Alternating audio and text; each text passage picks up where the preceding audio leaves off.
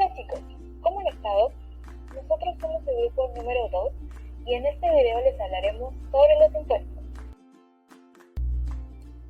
A la hora de pagar impuestos, muchos ciudadanos, por diferentes motivos, se preguntan sobre qué son verdaderamente los impuestos, hacia dónde va destinado este monto de dinero, cuántos tipos de impuestos hay en el Perú. En definitiva, los impuestos son tributos que pagamos cada persona, familiar o empresa al Estado para poder pagar las necesidades colectivas que afectan a toda la población. La colecta de impuestos es la forma que tiene el Estado para financiarse y obtener recursos para realizar sus funciones. Además, debemos saber que no todos los impuestos son iguales, porque no todos pagamos los mismos impuestos. Dependiendo de nuestra riqueza debemos pagar más o menos. Impuestos y justicia. Podríamos preguntarnos si los impuestos son justos, pero para responder esta duda nos encontraríamos con un debate de opiniones. Una gran cantidad de personas argumentarían sobre la injusticia de estos, ya que benefician solo a los ricos. Pero, por el contrario, otras personas podrían decir que es justo, ya que estos son los que pagan más impuestos. Ante esta duda se propuso dos principios de justicia para aplicarlos en un sistema fiscal. El primer principio, el principio de los beneficios, establece que cada persona debe pagar al Estado en relación directa a la cantidad de beneficios que obtiene el sector público. Es decir, que si la persona recibe más beneficios, ésta deberá pagar más impuestos. Este principio es una gran justificante a los altos impuestos que se cobra por el combustible, ya que con lo recaudado se podría pagar los servicios médicos, la reparación de autopistas y así poder vivir un ambiente más seguro para todos. El segundo principio, el principio de la capacidad de pago, establece que un sistema fiscal es justo si los impuestos se distribuyen entre los ciudadanos en función de su capacidad económica, independientemente del uso que hagan de los bienes y servicios prestados por el sector público. La incidencia fiscal es la repartición de la carga fiscal entre el comprador y el vendedor. Cuando el gobierno grava un impuesto sobre la venta de un bien, se puede presentar tres casos. Primer caso: si el precio pagado por el comprador sube en un monto igual al total del impuesto, entonces la carga fiscal recae completamente sobre el comprador. Segundo caso: si el precio pagado por el comprador sube en un monto menor al impuesto, una parte de la carga impositiva recae en el comprador y la otra en el vendedor. Tercer caso: si el precio pagado por el comprador no cambia en absoluto, la carga fiscal recae completamente en el vendedor. Cabe recalcar que la incidencia fiscal no depende de la ley fiscal. La ley podría gravar un impuesto sobre las ventas o las compras, pero el resultado es el mismo en cualquier caso. Los impuestos. Tenemos dos clases de impuestos. Como primer punto, vamos a hablar del impuesto a la producción.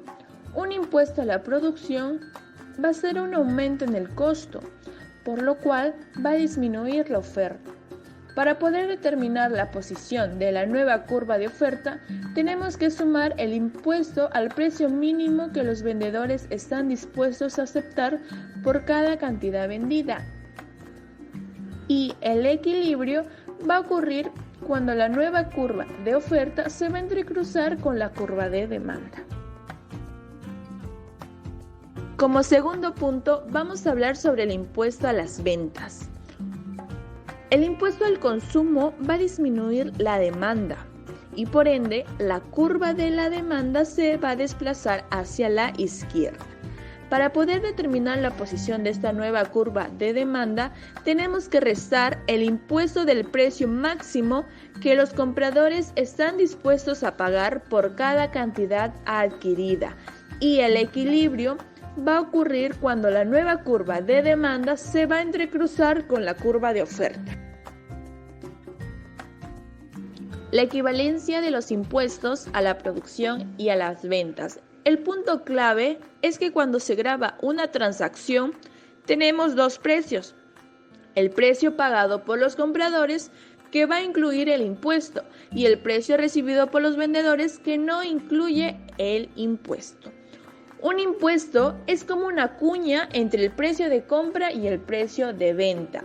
Es el tamaño de la cuña lo que va a determinar los efectos del impuesto, no la parte del mercado sobre la cual el gobierno lo grava. Repartición del impuesto y elasticidad de la demanda.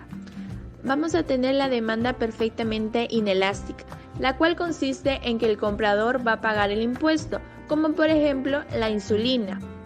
También tenemos la demanda perfectamente elástica, en la cual el vendedor paga el impuesto, como por ejemplo unos marcadores de color rosa. En conclusión, la división del impuesto va a depender de la elasticidad.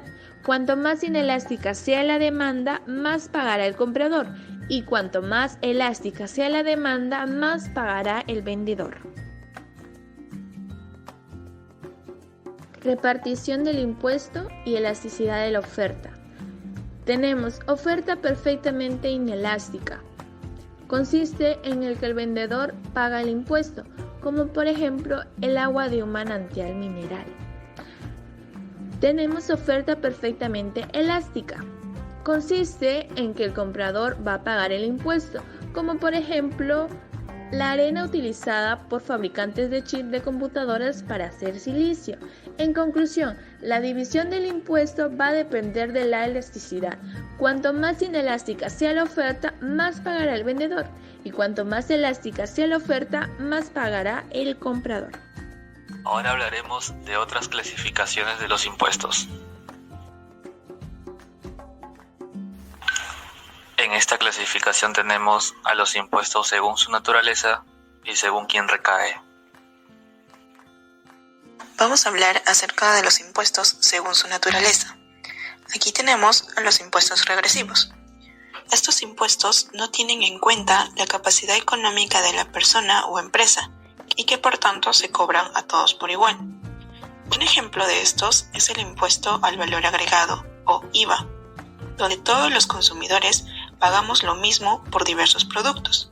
Por tanto, se ve más afectada la economía de un contribuyente con capacidad de pago bajo que la de uno con capacidad de pago alto. Por el contrario, tenemos a los impuestos progresivos. Estos impuestos son aquellos que sí tienen en cuenta la capacidad económica de la persona o empresa, generando un cobro mayor a aquellos que tengan un ingreso mayor. Estos impuestos se destacan por ser equitativos y redistribuir la riqueza. Un ejemplo de estos es el impuesto a la renta, es decir, las personas con renta más altas pagan un porcentaje mayor de impuestos. Ahora tenemos a los impuestos según sobre quién recaen. Aquí tenemos a los impuestos directos. En los impuestos directos, la capacidad de contribuir se deduce de las características personales del contribuyente, es decir, se imponen directamente a las fuentes de riqueza, la propiedad o cualquier otra manifestación directa de la riqueza de una persona. Algunos ejemplos son el impuesto a la renta, el impuesto sobre los patrimonios e impuestos sobre bienes inmuebles. Por otro lado tenemos a los impuestos indirectos. Estos gravan la capacidad económica que se pone de manifiesto de forma indirecta como consecuencia de la circulación de la riqueza. Por lo tanto, se aplican sobre el consumo y las transmisiones de bienes o derechos. Estos no dependen de lo que tengas, sino de lo que compres. Funciona aplicando un porcentaje sobre el precio de venta de un artículo o servicio que el consumidor debe pagar. Un ejemplo de los impuestos indirectos es el impuesto al valor agregado o IVA, ya que se aplica sobre el gasto en bienes y servicios para consumo final. Y bien, compañeros, eso ha sido todo por hoy. Esperamos que haya sido de su agrado.